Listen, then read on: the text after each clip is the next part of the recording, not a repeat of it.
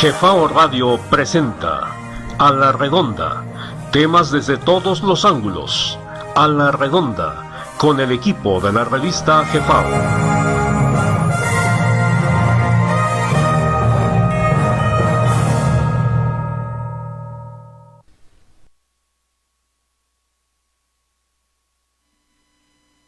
Buenas noches, muy buenas noches.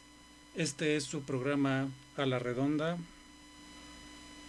programa número 15. Hoy es 22 de septiembre del 2021. El tema de hoy, las grandes dinastías náhuatl. Y como es costumbre, nos acompaña nuestro amigo el ingeniero Saucedo. Buenas noches, Genaro. ¿Qué tal, Francisco? Buenas noches a ti y a todo nuestro auditorio. Pues otra vez es muy grato estar de nuevo aquí en el programa y platicar sobre este tema tan interesante que son las grandes dinastías náhuatl. Aquí pues iremos citando, más o menos poniéndonos en contexto, ubicándonos en la historia universal, desde donde empiezan a aparecer en esta nueva era, la llamada era del Quinto Sol, Nahuioli, ya que pues existieron grandes dinastías y la última grande que en las culturas de náhuatl se dicen descendientes, que son los atlantes toltecas, pues tiene más de 11.500 años. Pero nos citaremos en las civilizaciones que fueron apareciendo a lo largo y ancho del continente de Anáhuac y el mundo, y cómo fue que se fueron expandiéndote y dando cultura hacia el mundo. Así es, una de las grandes incógnitas de la humanidad actual, es la presencia de vestigios o ruinas arqueológicas en muchos lugares del mundo, y sobre todo lo que les llama muchísimo la atención a propios extraños es las enormes sincronías o coincidencias, así como parecidos lingüísticos, arquitectónicos y entre otras cosas. Y precisamente en este tema de las grandes dinastías náhuatl, nuestra editorial publicó no hace mucho, por aquí tenemos la revista, en mayo-junio de 2018, número 155, precisamente intitulada la revista número 155, La expansión de las dinastías náhuatl. El eje central de este número tiene que ver con lo que comentaba el ingeniero Saucedo. Nuestra civilización contemporánea, de acuerdo con los datos que hemos recabado a lo largo de estos más de 20 años de investigaciones, es que provenimos de una civilización sumamente avanzada.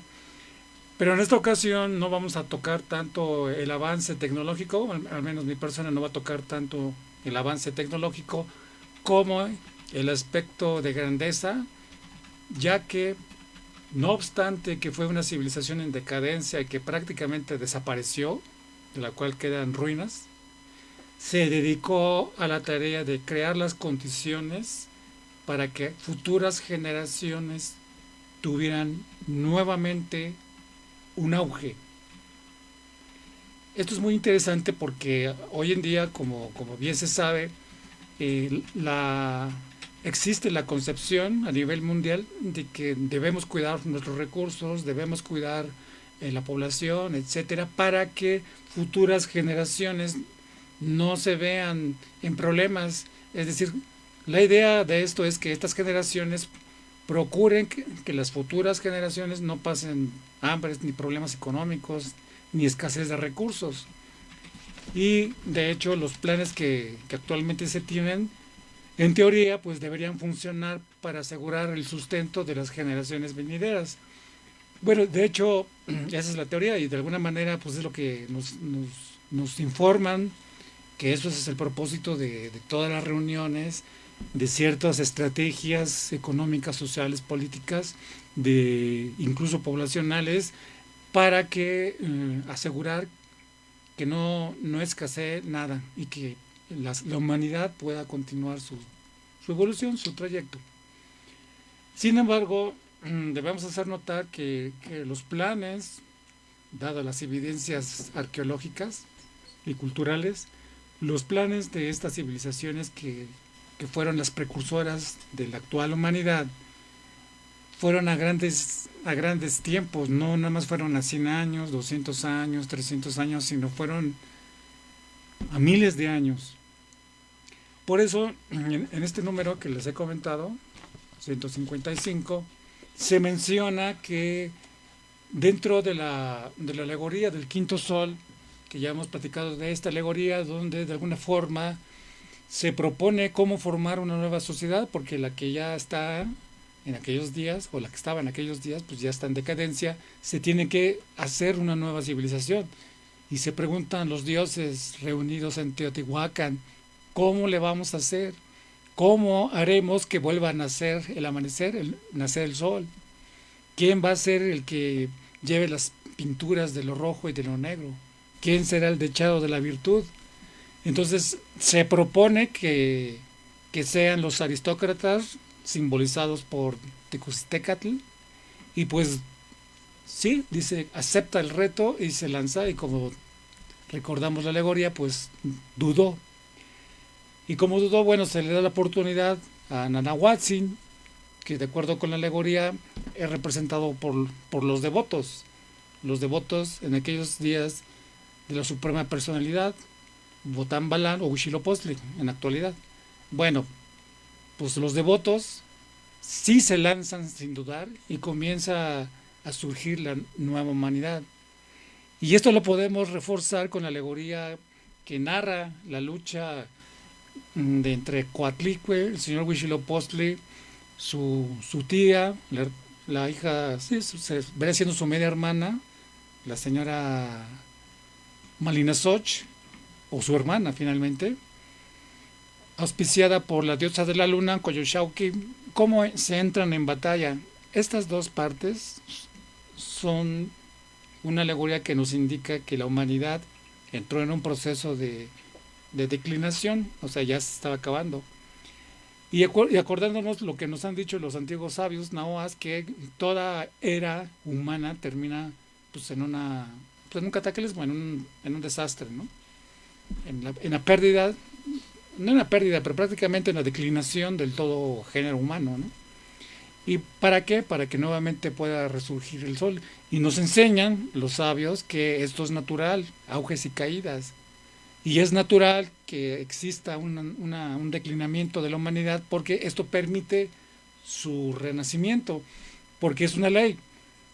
Todo lo que muere tiene que nacer, y todo lo que nace tiene que morir, así subsecuentemente, era tras era. Y precisamente en este número habla de esto, pero sobre todo de que la manera en que hicieron arreglos para que hubiera grupos, hubiera dinastías, nuevas dinastías, que no dejaran en la barbarie a la humanidad, porque como veremos más adelante, se ha pensado hasta la fecha de que la historia es lineal, que existió la edad de piedra, hombres semisalvajes que incluso no tenían lenguaje ni abecedario y no sabían nada, y espontáneamente comienzan a evolucionar hasta convertirse en lo que hoy somos, ¿no? Pasando por etapas agrícolas, etapas feudales, revolución industrial, etcétera, hasta ahorita. Bueno, esa es la teoría que nos maneja la actual sociedad, pero los nahuas nos enseñan otra cosa. Así es, ingeniero Saucedo. Sí, efectivamente. Creo que ahí la parte es como que hacer un hilo de la historia universal, ¿no? Voy a partir de lo que mencionaba de lo que es la Atlántida, que muchos hablan que es un continente mítico, etcétera, pero hay muchos vestigios al respecto, narrativas con los griegos, con otras culturas en las cuales pues, hablan de una gran civilización que existió en la era pasada, recordando que nuestros antiguos mexicanos clasificaban lo que eran en cuatro grandes eras, que se repiten de manera constante, aplicando lo que es la ley cuaternaria, y que esta última, que era la cuarta era, llega a su fin aproximadamente en el año, hace 11.500 años. Y pues y entra la quinta era, ¿no? O la era del solo movimiento, o Nahui. Esta, pues vamos a ir viéndola con un aspecto de que estamos hablando de una ley cuaternaria, pues sería nuevamente la primera era, ¿no?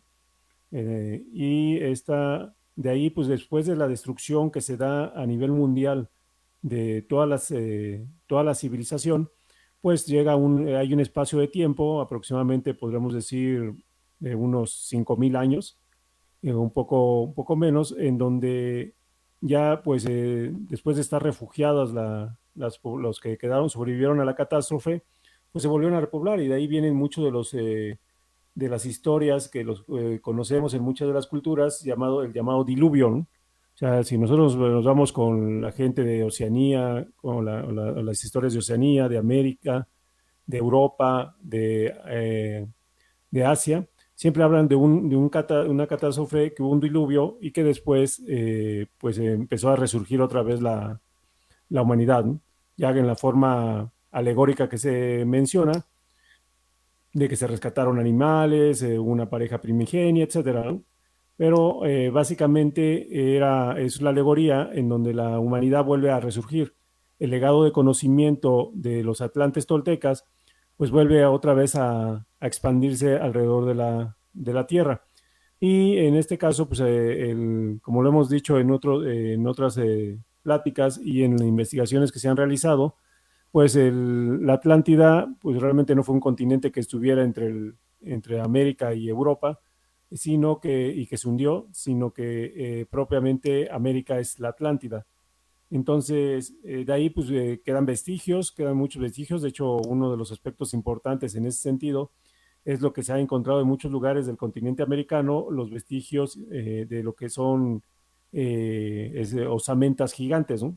Gigantes comparativamente con nuestro tamaño actual de la población humana, y que esta pues da cabida se menciona en el libro de Sagrada Historia Mexicana, la época de los gigantes Okinametzins, que así se les llama, y que estos pues cuando degradan, como lo mencionabas, pues las sociedades tienden a degradar, hay auges y caídas, y pues estos son desplazados por una de las culturas que actualmente conocemos.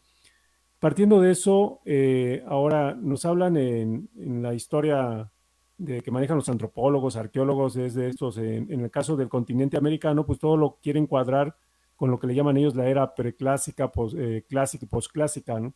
Y más o menos dan fechas de unos 2.000 años antes de la era, o algunos más atrevidos hasta 3.000 años, aunque a veces ya cuando tienen algunos vestigios ya no les cuadran las fechas, porque ya hay clara evidencia de civilización, o sea, ya hay una planificación urbanística, ya hay escritura, ya hay toda una serie de elementos que hablan propiamente de una civilización y no el factor lineal que siempre nos han mencionado de la llamada teoría evolutiva, ¿no?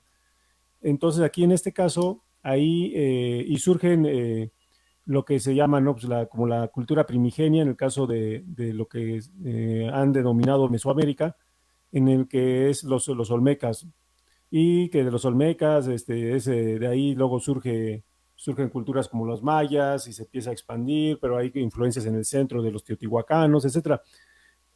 Yo creo que aquí más bien para ir clarificando ese aspecto, las grandes, hay dos aspectos que tenemos que ver. El que existían las dinastías, pero las dinastías entendidas desde una corriente ideológica, porque hay un autor en Norteamérica, un autor alemán, en que él hace su estudio del origen de las lenguas de Norteamérica, y llega a la conclusión de que todas esas lenguas, la lengua madre de esa zona es el uto azteca. Y pues llega él a la conclusión de que esta lengua se habla en toda América. Entonces, ahí, ¿qué hace? Ya empieza a amalgamar las culturas del norte del continente con las del centro, y por consecuencia, pues vamos a ver por extensión la parte del sur del continente, ya que por ahí podemos ver en la parte de lo que es el Caribe de nuestra zona, que es Dominicana, Cuba y todas las islas que están a las Antillas, que están ahí alrededor, pues hablan que, por ejemplo, los tahitianos son gente que salió de Venezuela y empezó a poblar todas esas partes. Y ahí hay muchas palabras que se toman de lo que se refiere al idioma llamado español y que pareciera como si fuera el español propiamente, porque no sabemos el origen, ¿no? Fue adoptado porque según eso pues no había palabras que pudieran expresar la idea de los objetos nuevos, según esto que conocieron.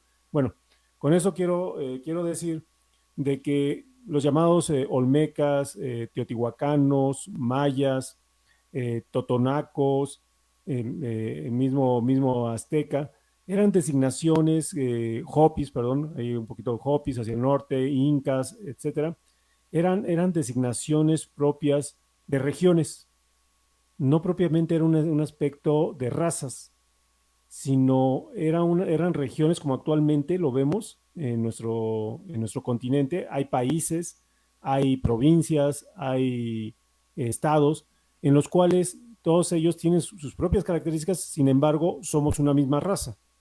Entonces, todo esto a qué nos lleva? A que hubo realmente es ver la historia ahora desde una corriente ideológica. Y aquí es por qué razón. Si nosotros recordamos, y como lo hemos venido repitiendo en varias ocasiones, el tema de los nagamayas, en lo que es que habla Valmik en el Mahabharata, y su llegada a India. Pero también llegan en esa misma época, llegan los Chanes y fundan la primera dinastía en China. Chan significa serpiente y sabemos que hay una tradición de muchos miles de años en la parte de China del llamado dragón. Y después, a su vez, estas son fechas más de 3.000 años antes de la era. Entonces ya las fechas del preclásico que nos mencionan los arqueólogos o los antropólogos en México, pues ya no coincide. Entonces ahí es donde empieza la confusión. Cuando nosotros queremos verlo como un aspecto de culturas aisladas que sí se influenciaron unos con otros, pero que sin embargo crecieron de manera aislada, ¿no? Y no, así eso no fue el caso, ¿no? Sino que es como actualmente una civilización a nivel continental que es la llamada cultura occidental, que tenemos elementos comunes, variantes en el mismo idioma, pero que profesamos una misma ideología. Voy a poner un ejemplo, lo que el llamado neoliberalismo, como una corriente de pensamiento en la forma de ver el mundo y de cómo actuar. Aquí está muy cargado al tema económico, pero lleva muchos aspectos filosóficos, religiosos, en torno a lo que es el neoliberalismo, ¿no? Entonces, eso fue lo que realmente es donde empiezan a surgir las grandes dinastías, y una de ellas es la dinastía Nahuatl-Maya o Nagamaya, ¿no? En donde se empieza a expandir, esa es una de las grandes dinastías, y que empiezan a esparcir por todo el continente americano y por todo el mundo esa nueva ideología. Y tan es así, nada más para ya terminar mi intervención en este momento, me recuerdo un pasaje en la historia de los mayas, donde dicen que los mayas se empiezan a mover hacia el sur del continente y salen como mayas, como los mayas quichés. Y después, acuérdense que en la parte de Perú, en la zona de Sudamérica, se llama los quechuas. Regresan como mayas quechuas. Entonces, al final nada más es un cambio fonético de una corriente que se lanza al mundo y que crea esas grandes dinastías. Así es, Genaro. Las grandes dinastías. Ahorita que comentabas sobre Venezuela, hay un investigador de, ¿cómo se llama? Me parece que es de Centroamérica, pero es de la región del Caribe, el Caribe de Centroamérica. Ya ven que al Caribe pertenece Venezuela, Colombia, Panamá, Ecuador, Salvador, Nicaragua, Guatemala, Yucatán, Quintana Roo, ¿no? Pertenecen al Caribe. Bueno, en las lenguas caribes, pues son unas, pero en esa región hay un lenguaje, un idioma que se llama muisca.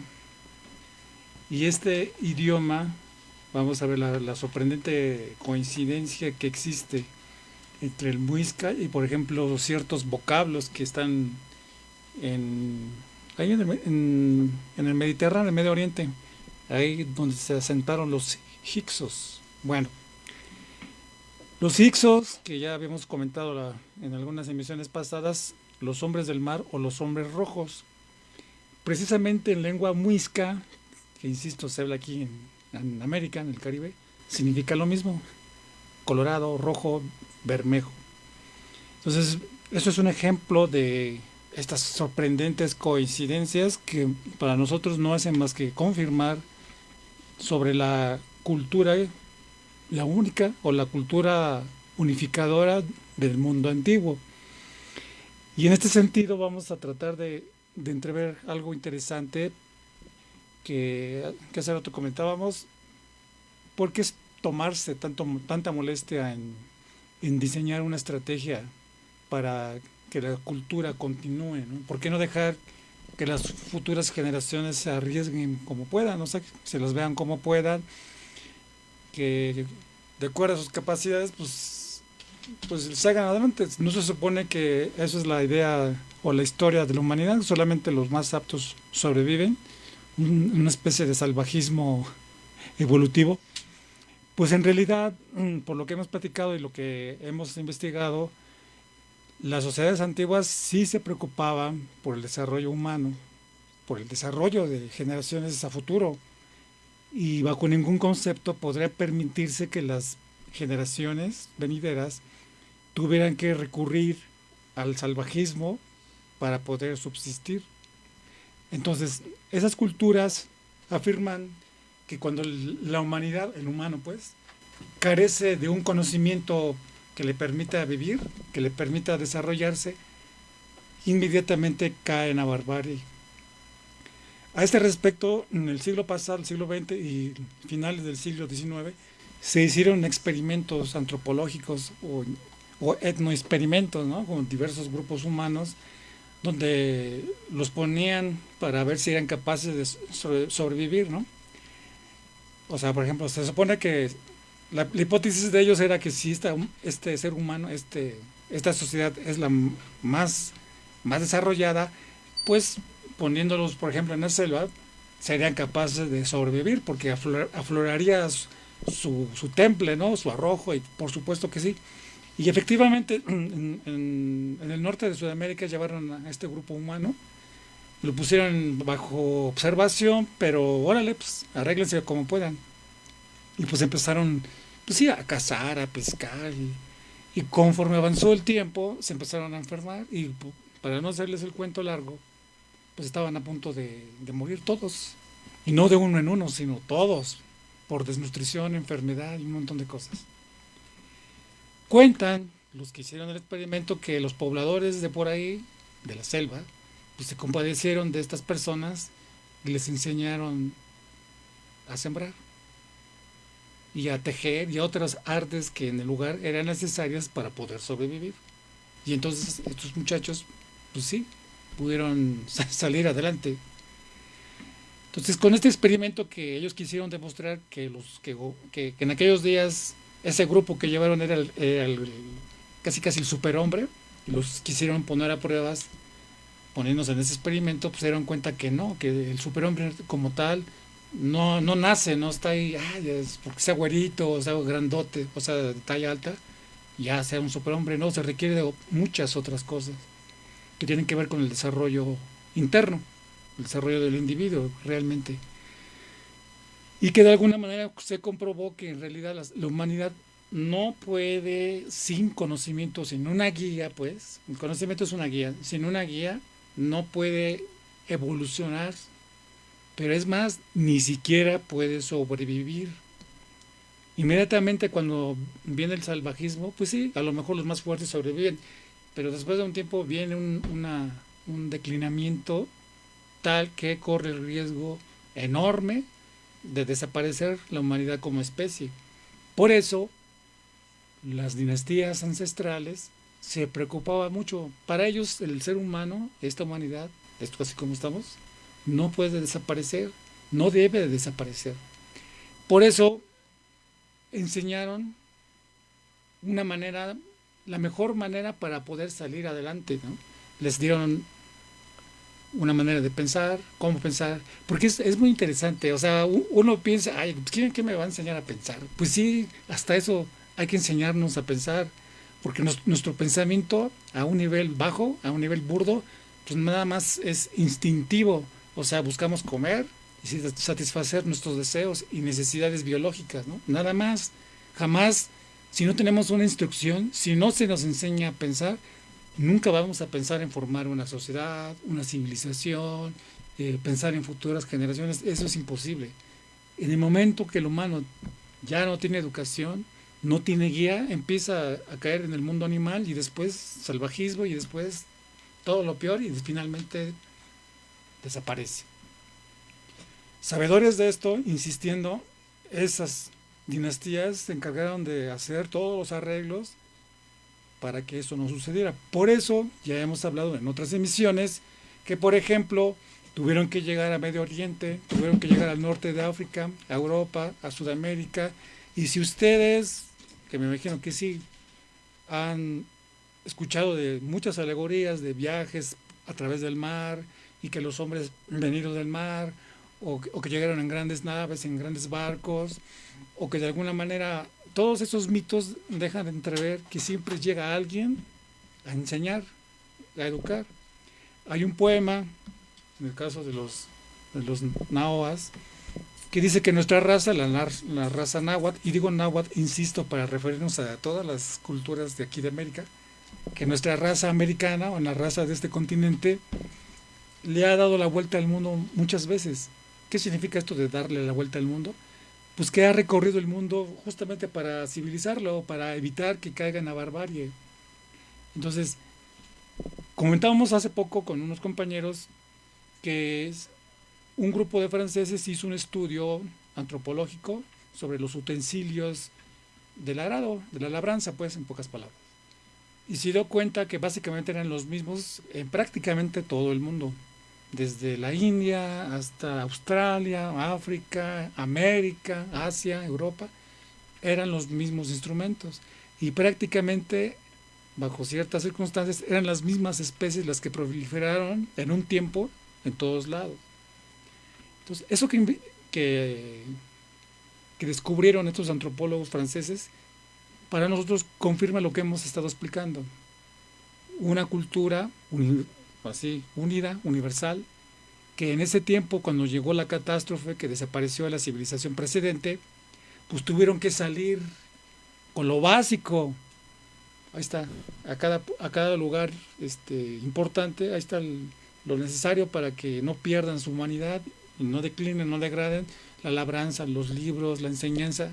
Es decir, se nos enseña a pensar, porque de lo contrario, cuando estamos presas a nuestros gustos, nuestros instintos, nuestras pasiones, se vuelve un terror, porque entonces sí, se vuelve, o mejor dicho, se manifiesta la ley del más fuerte, solamente el más fuerte, pero hasta esto es pasajero, porque sí, llegará el más fuerte a la cúspide, pero si este más fuerte no tiene educación, no tiene un pensamiento correcto, pues declina, acaba por autodestruirse. Por eso es importante la idea de una dinastía. Lo que nos enseñan los nahuas es que surge una dinastía, lleva al auge a la humanidad, por ley va a declinar, pero antes de que decline completamente ya viene otra dinastía que la sustituya. Y ya cuando esta llega a su cúspide y va a declinar, surge otra. Entonces, esta sucesión de civilizaciones es lo que tratamos de demostrar el día de hoy, de que es una sucesión de por llamarlo así, de corrientes de pensamiento una tras otra. Nosotros podemos ver en nuestro continente, por ejemplo en nuestro país, en nuestro México, que hay muchas culturas que la tolteca, que la olmeca, que la maya, etcétera, azteca, zapoteca, todos. Y cada una de ellas, en lo general, hablan de su expansión, que llegaron a, por ejemplo, los mixtecos, que llegaron a conquistar muchos lugares, muchos terrenos, muchos territorios. Y esto nos enseña que cada una de esas corrientes de pensamiento tuvo a bien conquistar o proliferar o llevar un conocimiento. Todas ellas, los mayas, los toltecas, los mixtecos, todos ellos hablan, los del norte, ¿cómo se llaman? Los Delaware, los de menos al norte, estos Hopis, todos ellos hablan de que hubo épocas para ellos de esplendor. Y muchos de ellos enseñan a sus hijos que, bueno, que tengan paciencia porque de un momento a otro, en algún momento de la humanidad, vendrá un nuevo auge. Y eso es, aquí en América siempre se ha sabido eso, pero con el fin, ¿con cuál fin?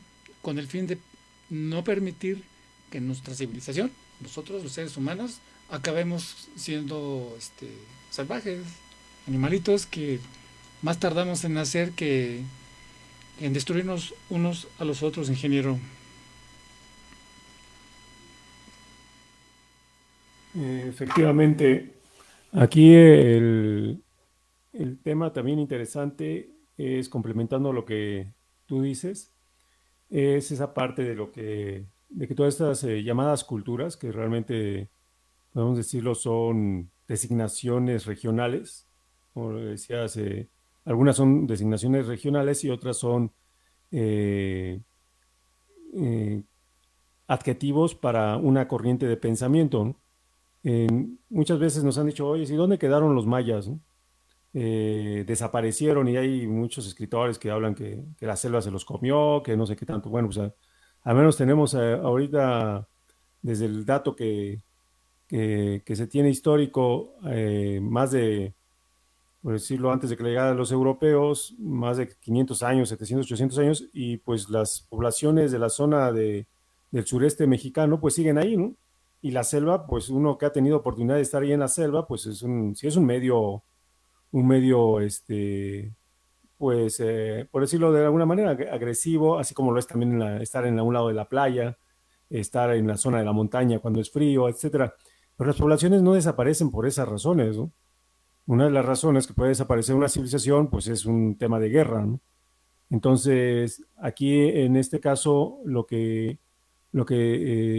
quiero expresar, pues es el hecho de que se ha creado una división y ponderar esa parte, se ha creado una división y en las mismas eh, gente que es muy loable el querer rescatar nuestra herencia cultural, pues se crean esas divisiones, ¿no? Es que pues los aztecas son los malvados de la película, y los toltecas son los que son los que educaron al mundo, y los chichimecas, como nos cuenta la historia oficial, pues eran esos semisalvajes que habitaban lo que llamaban, la clasificaban como Aridoamérica. Entonces, todo eso solamente lo que crea es más confusión y división por consecuencia. Y como lo decías, pues para que una sociedad prospere y pueda sobrevivir y sobresalir, pues necesita tener una unidad ideológica. Entonces, en este caso, realmente ahora la intención también de platicar a este respecto, pues es el hecho de decir que voy a poner el ejemplo, los chichimecas, ¿no? Chichimeca, pues en su forma de traducción, pues chichi es de la mama de la mujer, por decirlo, la parte de la ubre de un animal, y meca, pues mecatl o liga, ¿no? Si lo traducimos así literalmente, pues sería como algo, pues la liga con la chiche o algo así, ¿no? Pero en su forma, recordemos que el idioma náhuatl pues tiene su forma alegórica. Lo que realmente es lo que se liga, la traducción sería los que están ligados al origen, al origen de todo. Entonces es como el caso de los aztecas, ¿no? Que algunos dicen, bueno, pues son los aztecas, son los que vienen de Aztlán, ¿no? Y el lugar de las garzas. Y la característica propia de las garzas, si uno ha observado normalmente una garza, pues son muy blancas, ¿no? Y pues si nos vemos en ese sentido, pues es el lugar de la blancura, ¿no? Y todavía en sentido figurado, pues el lugar de la espiritualidad. No propiamente es una raza, ¿no? Sino es una corriente de pensamiento que se designó de esta manera. Es como un ejemplo, los budistas, ¿no? Los budistas tienen su propia y es una corriente. Entonces, aquí en este caso, con base en ello, pues podemos entender de que cada uno tuvo su momento y su tiempo y que hay una consecución de o un tiempo y espacio que ellos ocuparon. Vuelvo a los temas de los chichimecas, ¿no? Chichen Itza. O sea, dicen, oye, por un lado hablas de los chichimecas que tienen la misma la partícula chichi en la parte de Aridoamérica o la parte norte de México, que eran semisalvajes, nómadas, etcétera. Y por otro lado, Chichen Itzá, ¿no? Que es el lugar de los chichimecas y los itzáis, y que hay influencia chichimeca, de acuerdo a la historia oficial. Ah, bueno, entonces, ¿cómo es posible que unos semisalvajes hayan construido la llamada templo del castillo, donde se ve toda la conjugación en los equinoccios de la luz y sombra con la correspondencia astronómica a gente semisalvaje en las zonas áridas, ¿no? de norte de México? O sea, no hay incongruencia. Si lo vemos desde ese aspecto, pues es una aberración, ¿no? Entonces, aquí lo que tenemos que entender es que son designaciones de categorías de calidad humana. Y como así como los toltecas, como son los artesanos, lo traducen como los artesanos, pues son los artífices, algunos los llaman así, o los artistas, ¿no? De que crearon una gran civilización. Entonces, esa es la forma en que tenemos que verlos y que fueron esas dinastías, fueron dándole ese matiz, esa cadencia a nuestras sociedades que los llevó a tener una preponderancia a nivel mundial, no solamente a nivel continental. Y que lo que buscaron, como lo mencionabas, pues es esa homogeneidad ideológica con el afán de que las sociedades se superaran. Entonces ahí ya empieza a desaparecer esas aparentes contradicciones, ¿no? Y también esos estigmas que ponen a toda nuestra población. No, es que el azteca, todos teníamos que ir sobre el azteca porque el azteca era el malvado de la película, ¿no? Y pues se unieron X y Y, Z de las regiones y que todos fueron contra todos. O sea, eso es una incongruencia. Y voy a poner un dato interesante, por ejemplo, las dinastías chinas, ¿no? O las dinastías egipcias en las cuales, o los romanos, ¿no? Con los césares. Al final, si nosotros analizamos de allá esa historia que no está trastocada, aparentemente, o que han tratado de rescatar esa historia y dar como un fundamento para darle orgullo a su población actual, pues vemos que no hablan de un conflicto. Sí, dicen, bueno, es que esta ya dinastía ya iba decayendo y pues hubo ahí un conflicto que siempre son los mismos como cuentos, ¿no? Parecen comedias todos. Ah, es que el hermano lo mató porque tenía odio y porque ya él quería ascender al poder, etcétera. Si vemos eso sí se daba en lo que eran los reinos de Europa, ¿no? Eso sí, esas intrigas, pues sí se daban y esto pues lo han matizado a todos lugares del mundo, pues así lo ponen, ¿no? Entonces, ¿qué es lo que realmente, pues ellos conservan esas dinastías y las dan como una continuidad histórica en donde son herederos de ello? Y voy a poner un ejemplo que a lo mejor es un poquito, no fuera de contexto, sino más bien dando claridad a esa descontinuidad y a esa desunión que nosotros tenemos como herederos de esta gran cultura de Anáhuac. Y es el caso de las plantas medicinales. ¿Y qué tiene que ver con las plantas medicinales? Algo muy simple. México, ¿quién ocupa el primer lugar en el mundo del uso de plantas medicinales o la llamada herbolaria? Es China. China más o menos utiliza tiene clasificados y en uso actual en los hospitales, eso es oficial, la herbolaria, el uso de la herbolaria en China es oficial, cerca de 5,000 plantas curativas. ¿Quién ocupa el segundo lugar? México, con alrededor de 4,200 plantas. Y estas plantas, pues nada más se hace el uso pues de una manera de tradición, porque no oficialmente hay plantas que se han hasta prohibido, ¿no? Porque según esto, la COFEPRIS no son adecuadas para la salud, etcétera, ¿no? Y ¿Qué pasa? China conserva una tradición milenaria y nosotros que tenemos una tradición mucho más, más tiempo, no lo conservamos y no hay una política decidida a ese respecto, ¿no? ¿Y qué es lo que da? Ahora, la comparativa en cuanto al origen de todo. China tiene una extensión aproximada de más de 9 millones de kilómetros cuadrados y tiene 5,000 plantas este, curativas. México tiene una extensión actual de 1,900,000 kilómetros cuadrados, o sea, cerca de 4 a 5 veces menos la superficie. ¿Quién es realmente más rico? Y que a pesar de todas esas situaciones y todos esos limitantes, México sigue conservando esa cultura milenaria porque lo vemos permeado por todas nuestras sociedades. Y estamos hablando de México nada más, ahora lo hablemos en el nivel continental, es otra cosa. Entonces ahí habla de esa preocupación, como tú lo decías al principio, Francisco, de la conservación de la humanidad, o sea, el bienestar de la humanidad, no importando la latitud ni la longitud, sino a través de la enseñanza a esas sociedades.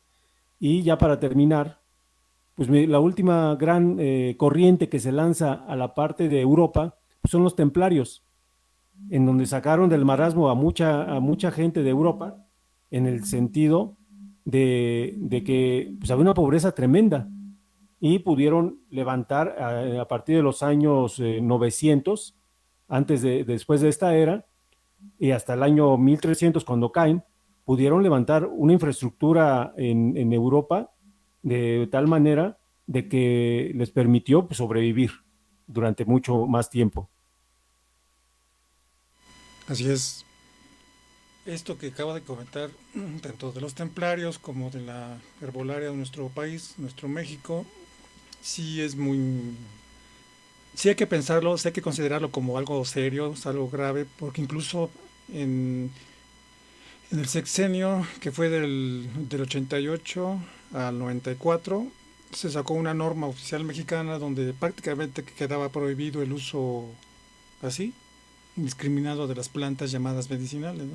Y hace poco, en este año, me parece que incluso hubo un coloquio acerca de que prácticamente la idea que mucha gente tenemos es de que tarde o temprano se van a prohibir muchos usos de las plantas que habitualmente hemos utilizado para nuestros diversos males, ¿no? Y precisamente esto es grave porque, como tú comentas, Género, en esos países los gobiernos tienen la facilidad de volver oficial y apoyar, respaldar la investigación, el desarrollo y por supuesto que el procesamiento a manera industrial de esos productos, porque si nos vamos aquí los que vivimos en la Ciudad de México, vamos a la calle de Dolores, hay muchos establecimientos con un montón de cajas con productos así herbolarios que vienen de fuera, ¿no? Y sin embargo, ya, o sea, cajas me refiero a que ya están industrializadas, ¿no? Ya están sistematizadas su producción. Pero en cambio aquí, pues es muy poca la producción de esa manera, ya de una forma sistematizada. Y lo habitual es que mucha gente salgamos a colectar a campo o que vayamos a los mercados, tanto mercados públicos como mercados sobre ruedas, o plantar en casa, ¿no? Muchas de estas plantas. Pero en realidad, como tú comentas, Genaro, nuestra capacidad para conocer las plantas pues es baja, solamente a través de la comunicación personal con gente que las usa o que de alguna manera algún pariente o la abuelita, el tío, la tía, pues sí, que nos enseña, ¿no? Pero poco a poco se ha ido perdiendo, aun cuando la idea es que no se pierda. Siempre hay fenómenos sociales y culturales que muestran como que no es tan fácil recuperar eso. Mientras existan normas que de alguna manera cuarten o en lugar que permitan hagan más libre el uso de estos conocimientos, como que como decía un economista, cuando hay una regulación, ahí se generan los problemas. No deben estar regulados. Se les debe dejar que actúen de acuerdo a las costumbres y al conocimiento que se tiene de estos organismos, de las plantas, pues. Porque cuando hay regulación es cuando hay restricción. Ese es un problema. Bueno, vamos a tomar unos comentarios, Genaro, porque nos pregunta la señora Marta María Sánchez. Dice, buenas noches, Francisco Genaro. No sé si puedo preguntar, claro que puede, pero me gustaría saber, por lo que dijiste, Genaro, de las diferentes razas, y pregunta concretamente, ¿sí existieron los lemurianos antes de los atlantes, Genaro? Sí, sí, sí, sí existieron. Y es en la misma parte, ¿no? O sea, ahora Lemuria la colocan en la parte en el Pacífico. Y de hecho, Shuar, el investigador británico, hace mención, ¿no? Del continente de Mu. Y él menciona esta parte, ¿no? De que estuvo localizado esa parte. Pero volvemos a lo mismo, usando el sentido común, un continente de esa magnitud que se hundiera, eh, cambiaría totalmente la geografía mundial. Entonces, la Lemuria sí es todavía de una época más, es anterior, todavía anterior a lo que fueron los Atlantes. Si recuerdan, cuando empecé mi intervención, pues hablaba de que habían las eras, las 4 eras que marcan nuestros antiguos mexicanos, o los soles, y que pues estos no son nos hacen ver de unos cuantos miles de años, ¿no? Si son eras de cerca de la primera era, se maneja más o menos como 455.000 años. La segunda era 800, cerca de 900.000 años, y así sucesivamente, y se vuelven a repetir porque esto es cíclico. Y la Lemuria es una era anterior. Entonces, sí, sí, sí, sí existió como tal. También nos pregunta nuestra amiga la señora Marta, que dice, ¿recuerdan que en una ocasión el presidente Andrés Manuel López Obrador comentó que nuestra civilización en México era de unos 15.000 años? Dijo algo así, no recuerdo, y fue motivo de burlas. Te pregunta que si te acuerdas, Genaro, y sí, efectivamente, se burlaron de él. Y eso es, bueno, en lo personal es vergonzoso que paisanos, que connacionales caigan en burla. Eso inevitablemente me hace pensar que esas personas no quieren a México, ¿no? Realmente lo odian, ¿no? ¿O tú qué consideras, Genaro? Sí, es parte como que lo que ponía yo el ejemplo de esa desunión, ¿no? De esa desunión que se ha creado a través de la historia en estos últimos 500 años, en donde nos hacen ver gente separada. Es algo que nosotros, por ejemplo, en una de las revistas que tenemos de hace mucho tiempo, que por cierto la tengo aquí, que sanguíneamente el mexicano raza pura, ¿no? Es un número que sacamos en el 2003. ¿Y a qué es a lo que voy con esto? En razón a la pregunta. Es de que nos han hecho un mestizaje ideológico, no racial. ¿Y a qué va en ese sentido? A que todo el continente americano, nosotros como llamados nativos, todos, tenemos el tipo de sangre O. Hay unas pequeñas partes de sangre tipo A y sangre tipo B, pero la población es prácticamente toda es tipo O.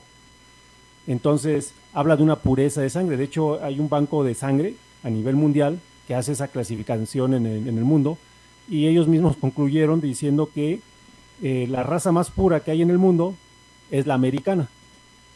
Y el tema del mestizaje, del llamado mestizaje, es estrictamente, nosotros lo decimos así, es estrictamente ideológico. O sea, cambiamos nuestras ideas, nuestra percepción del mundo, y adoptamos ideas llamadas actualmente, por generalizarlo, occidentales. Y eso se presta a esto, ¿no? Que no creíamos, perdón, que tenemos una civilización milenaria, y yo diría millonaria, ¿no? Con lo que hablábamos ahorita de los atlantes, de los lemures, etcétera, que es una historia de millones y millones de años, porque estamos rompiendo ese paradigma en el cual dicen que pues, el hombre aparece hace unos cuantos años, unos miles de años, millones de años, y después se crea la civilización. No, ha existido civilizaciones gigantescas en cuanto a desarrollo científico y tecnológico que pues actualmente ya no existen vestigios de las mismas, ¿no?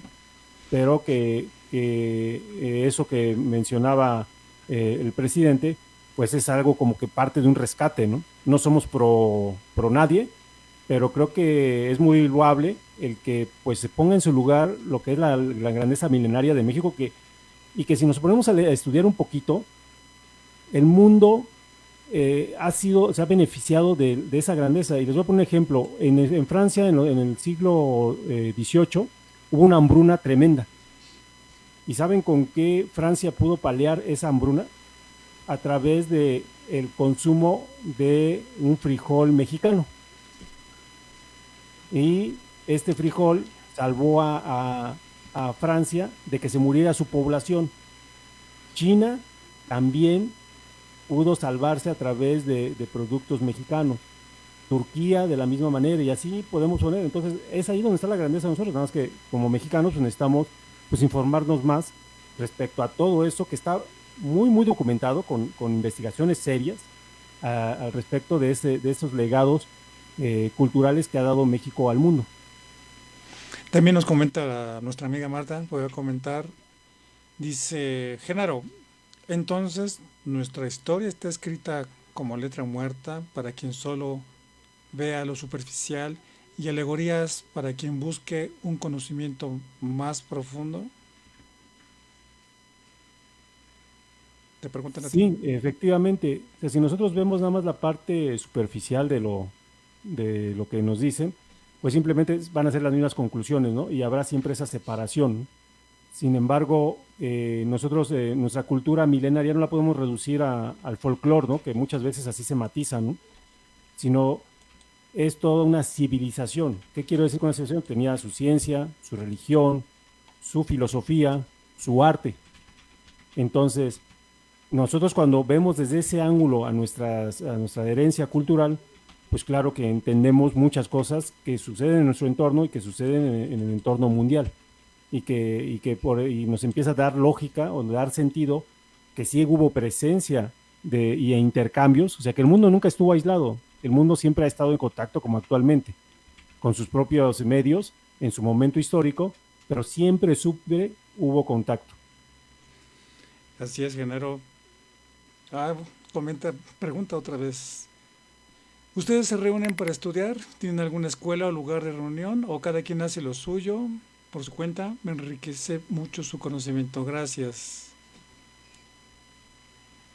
Genaro, ¿hacemos reuniones? ¿Sí o no? Pues ahí invitamos a que conozcan nuestra historia. Lo primero pues es un medio, pues es nuestra revista, nuestros libros. Y pues por ahí tú has estado comentando de unos cursos que organizamos, y pues si nos deja sus datos, pues podemos invitarla a que participe a, en esas sesiones, y que se profundiza un poco más en algunos temas, ya que pues aquí es limitado el espacio de tiempo, ¿no? Así es. Sí, de hecho, parece ser que entre este mes que termina, septiembre, y noviembre, vamos a tratar de armar un curso donde tengamos cabida y tiempo la mayor cantidad de personas que gusten de este tipo de información, de este conocimiento, y que podamos hacer una buena convivencia para ir aprendiendo. Sí, bueno, a ver, en Facebook tenemos Sanse Yolotl. Dice, la estructura de intelecto y sabiduría que construyeron las civilizaciones antiguas permitió un desarrollo de vida en la humanidad, de avance y desarrollo. En el Anáhuac, parte de esta estructura de desarrollo y armonía integraron la parte del manejo de la energía. Saludos y felicidades por este programa tan interesante. Muchas gracias, Sansei Yolotl. Muchas gracias por acompañarnos cada semana. Nos da mucho gusto. También saludos para Claudia Soto Ortiz, para Marcela Olivares, y en general también tenemos otros usuarios en Facebook. A ver, déjame ver. Así, saludos para Riley Rackman, Nashka Yamania, Teno Saucedo, Jenny Otocán, Raxo Escalona y nuestro amigo Sansei Yolotl. Pues así es, Genaro, ¿tienes algún otro comentario? Si por favor nos dices tus redes sociales. Claro que sí, nos pueden encontrar en nuestra página www.revistajefao.com, así como en Facebook, en Radio Jefao, en este canal que transmitimos, también en el canal de Revista Jefao, hay que le den que les gustan nuestras emisiones y también que se suscriban. Así también en Spotify subimos semana a semana estas conversaciones y otros audios más. Y pues estamos a la orden también en nuestras oficinas a través de un teléfono de WhatsApp, también con gusto los podemos atender para que cualquier cosa estamos ahí a sus órdenes. Así es, muchas gracias. Les recordamos que en nuestras redes sociales activan las notificaciones, las famosas campanitas, que le den like y que puedan compartir las publicaciones que tenemos en todas las redes para que más y más personas se enteren, compartan y juntos vayamos aumentando nuestra información, nuestro conocimiento y podamos compartirlo al mayor número de personas que se pueda. Pues también de mi parte ha sido todo, muchas gracias. Esto fue su programa La Redonda, número 15, las grandes dinastías náhuatl. Hasta la próxima.